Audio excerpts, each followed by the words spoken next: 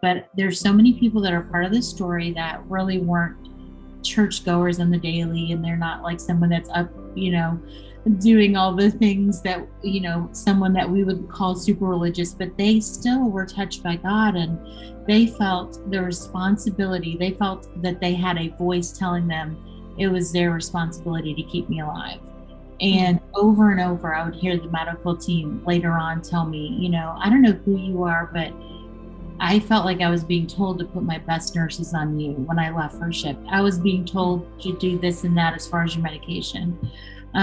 There came a time where when I was released from the hospital and I went back, I had a second surgery, and I saw a gentleman standing there, and I said to him, I know you. You were one of my nurses before. And he said, well, you couldn't have known me because the whole time I was with you, you were not there. And I said, no, I know you. I said, you travel with a really big angel. And he was like, what? And I said, no, there was a really big angel that was with you. I said, who prays in your life? Do you pray? And he said, well, my grandmother's very prayerful. And I said, well, when you go to work, there's a really big angel. I saw him in the room, and he was looking at me and pointing at my legs, and you were looking where he was pointing.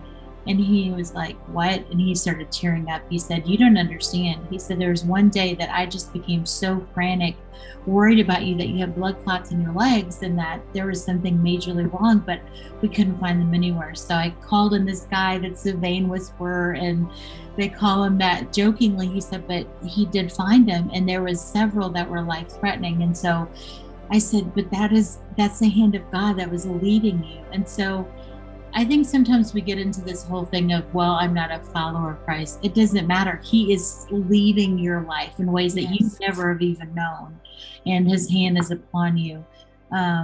So I just think story after story like that, it was just, I think, really reassuring me that no matter where I'm at, no matter what's happening to me, God is in control of my life, and he sets the atmosphere. He sets my surroundings, and he's going to have his way in my life.